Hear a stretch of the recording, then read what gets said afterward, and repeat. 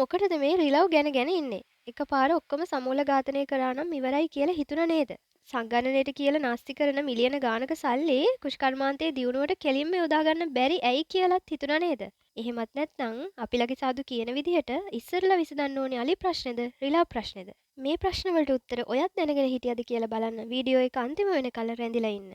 මේ කාලීන ප්‍රශ්න වලට සමාජ මාධ්‍ය භාවිතා කරන්නන්ගේ විද්වත් අදහස් විමසා බලන ජනමතය නාලිකාවයි. හැම සතෙකුටම ජෛව විද්‍යාත්මක කාර්යයක් වගේම වැදගත්කමක් තියෙනවා. පරිසරයේ ඉන්න හැම සතෙක්ම එක් ආහාර ජාලයක කොටස්කරුවන්. මෙතන එක පුරුකකට කරන බලපෑම මගින් පද්ධතියේම තිබුණු සමතුලිතතාවය වුණත් බිඳ වැටෙන්න පුළුවන්. උදාහරණයක් විදිහට වඳුරන්, කෘමීන්, කුඩා සත්ත්වයන් අනුභව කරලා ඔවුන්ගේ ගහනය පාලනය කරනවා. වඳුරු නොමැති වුණොත් කෘමීන් ගහනය ඉතාම වැඩි වෙලා වගාවන්ට සහ ශාකවලට දැඩි හානි සිදු වෙන්න පුළුවන්. එවිට ඔබට කෘමි සතුන්ගෙන් වගාවන් බේරලා දෙන්න කියලා රජයට නැවත බල කරන්න සිදුවේවි. එහෙම නැත්නම් සර්පයන් වගේ සතුන් විශාල ලෙස ගෙවල් වලට කඩා වැදීමේ අවදානමක් වුණත් නැත්තෙම නෑ.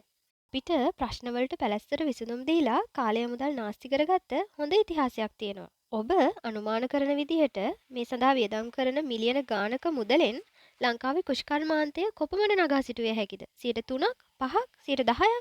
ඔබ දන්නවද රිලව් මගින් ඇතිවන හානිය 140ක් විතර වෙනවා කියලා? ඉතින් නිකමට හිතන්න මේන් 30ක් ඉතිරි කරගන්න පුළුවන් වුණොත් ඉල්ලුම සැපයුම කියන සරල සංකල්පය ගැන අවබෝධයක් තියෙන ඕන කෙනෙකුට තේරෙනවා මේ මගින් ළඟා කරගන්න පුළුවන් ආර්ථික වාසි කොච්චරද කියන එක ගැන. අන්තිම ප්‍රශ්නයේ විදිහට මේක රටේ ප්‍රධාන ප්‍රශ්නේ නොවුනට මේ ප්‍රශ්නය එයාලගේ ප්‍රධාන ප්‍රශ්නේ වුණ පිරිසකුත් අපේ රටේ ඉන්නවා.